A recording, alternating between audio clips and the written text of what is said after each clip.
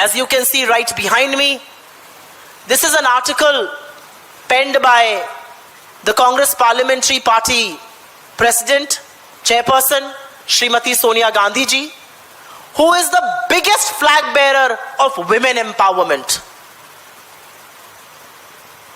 The reality is that, and she's absolutely right, what is happening in the country is not women's reservation. That is not the issue at all.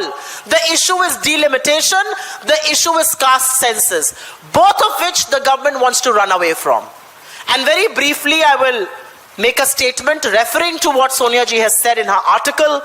It was exactly 30 months back, precisely 30 months back in September 2023, the Modi government, without consulting anybody, without calling for an all-party meeting, actually brought about a legislation that would have ensured women's reservation. But many riders were added to this. There were many riders added, which included there will be a census, after which there will be delimitation, and only then there will be women's reservation. The Constitution Amendment 343A speaks about all of these riders, speaks about all of these conditions laid out by the government. And even when this bill was being passed and we supported it, we categorically said, our leaders in the Lok Sabha and the Rajya Sabha, leader of opposition and the Congress president in the Rajya Sabha, Srimati Sonia Gandhi ji herself, while she was a member of the Lok Sabha, stood up and said very categorically that this bill should come without riders and this should be used in the 2024 general elections so that we can ensure more women enter the August House of Parliament. But at that time, Mr. Modi thought that he is going to attract half the country's population by bringing in a bill. He underestimated the collective intelligence of our people. And people realized that the government is not clear, the government has not come clean on it, and which is why Mr. Modi, instead of the 400 that he was asking for, has been restricted to 240. He's now running a coalition government. And now, all of a sudden, without any trigger, 30 months later, Mr. Modi wants to undo his own constitutional amendment. The constitutional amendment that Mr. Modi has brought just 30 months back is being undone. How can the government explain this U-turn all over again? And the timing is very questionable. If you were serious, you could have brought this bill and we could have done a debate in Parliament before the 3rd of April.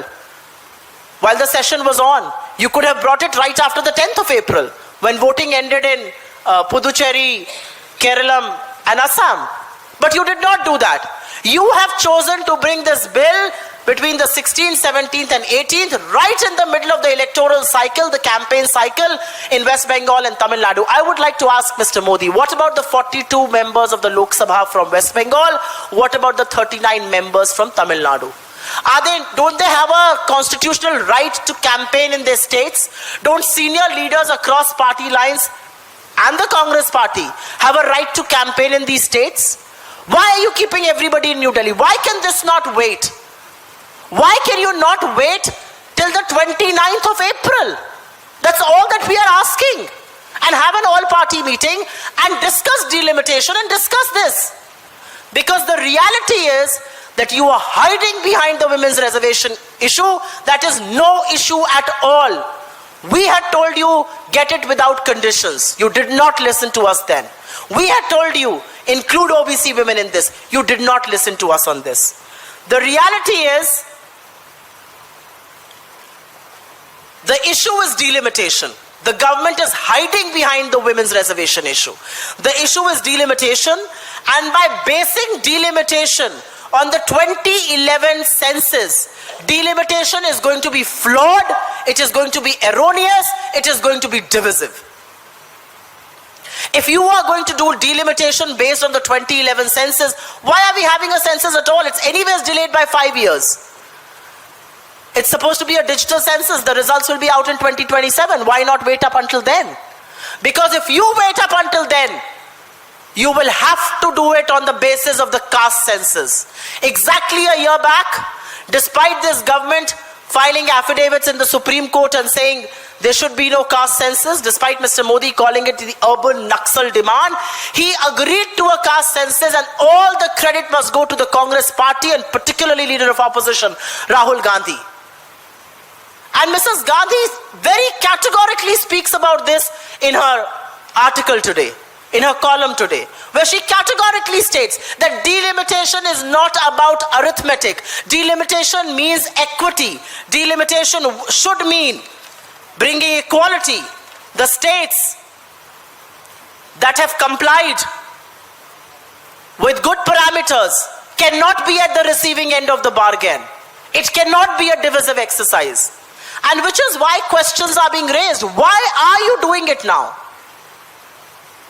Women's reservation is a settled issue. Why have a flawed delimitation?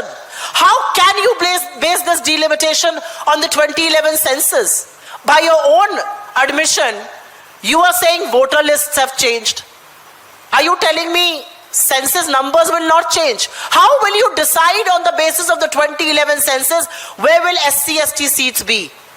Haven't you seen the numbers thrown up by the Telangana and the Bihar caste survey, which categorically say the number of OBCs in those states and exponentially in India?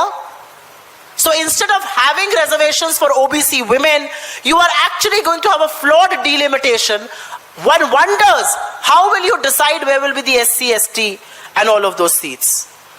So the reality is, and like ma'am talks about in her column, that the 2011 census is now flawed. It is on the basis of that census. There are 10 crore people who have been deprived of their right to food under the Prime Minister's Garib Kalyan Anna Yojana. They have not been able to find a place.